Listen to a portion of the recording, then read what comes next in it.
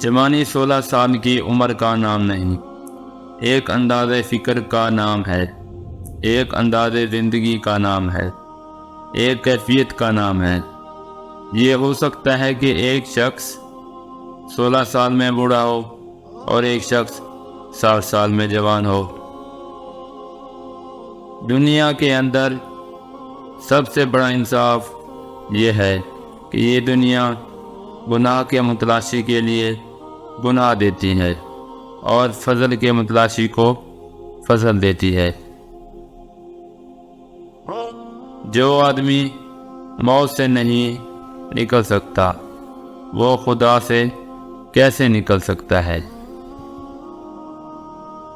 منافق وہ ہے جو اسلام سے محبت کرے اور مسلمانوں سے نفرت۔ جھوٹے معاشرے میں عزت کے نام سے مشہور ہونے والا آدمی دراصل ذلت میں ہے۔ معاشرے انسان کو جنم دیتے ہیں اور انسان معاشرے کو جنم دیتا ہے۔ ادب ہی قرآن کا حافظ ہوتا ہے۔ جس نے قرآن کا ادب کیا وہی اس کا حافظ ہے۔ اگر ادب نہ ہو تو قرآن سینے سے صاف ہو جائے گا۔ اگر تیری نسبت باقی کے ساتھ ہو گئی تو باقی ہو جائے گا۔ اب تیری نسبت فانی کے ساتھ ہے اس لیے تو فانی ہے۔ فنا سے نسبت اٹھا کے بقا میں لگا دے تو سب آسان ہو جائے گا۔ چور ضرورت کا نام ہے۔ بندہ اندر سے برا نہیں ہوتا، ضرورت ہی برا کرتی ہے اور ضرورت ہی نیک کرتی ہے۔ ضرورت نکال دو بندہ ٹھیک۔ جو تمہیں اچھا لگتا ہے تم بھی اسے ضرور اچھے لگتے ہو۔ ماضی اختیار سے باہر ہوتا ہے، مستقبل غیر یقینی ہوتا ہے۔ حال کا لمحہ اتنا اہم ہے کہ اس کے ذریعے ماضی بھی درست ہو سکتا ہے اور مستقبل بھی۔ گناہگار ماضی حال میں توبہ کر کے نیک بن جاتا ہے۔ آنے والے اندیشے توبہ کرنے سے بہتر ہو سکتے ہیں۔ کوئی مسلمان ایسا نہیں جو خوشی کے ساتھ گناہ کرے۔ گناہ بیماری کی طرح اسے کہیں سے لاحق ہو جاتا ہے۔ سب سے بھاری دن وہ ہے جب اعمال کے مطابق انصاف مل جائے گا، اور سب سے آسان دن وہ ہے جب تمہیں ایسا انعام ملے جو تمہارا حق نہیں تھا۔ جس دن کی رات آ گئی وہ دن اچھا تھا، اور جس رات پر دن طلوع ہو وہ رات اچھی تھی۔ اس دنیا میں کوئی رات ایسی نہیں جس پر دن طلوع نہ ہوا ہو۔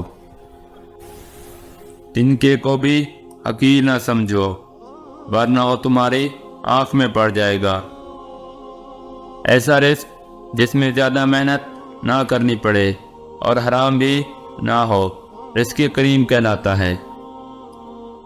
اگر تمہیں پتہ چل جائے کہ تمہارا رزق اللہ کے پاس ہے تو پھر رزق کی تلاش نہ کرو بلکہ اللہ کی تلاش کرو جس کے پاس تمہارا رزق ہے۔ جب آپ کی زندگی سکون بخش ہو جائے گی تو آپ کو خود بخود سکون ملنا شروع ہو جائے گا۔ مرنے کے دو ہی طریقے ہیں، غم مل جائے یا خوشیاں چلی جائیں۔ جہاں آپ اللہ کے سامنے جواب دینا ہے وہاں آزاد نہ ہونا، اور جہاں آزاد ہیں وہاں پر پابند نہ ہونا۔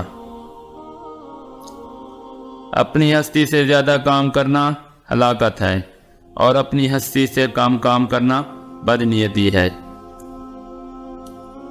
زندہ رہنا چاہو تو موت قیامت ہے، اور مرنا چاہو تو زندگی قیامت ہے۔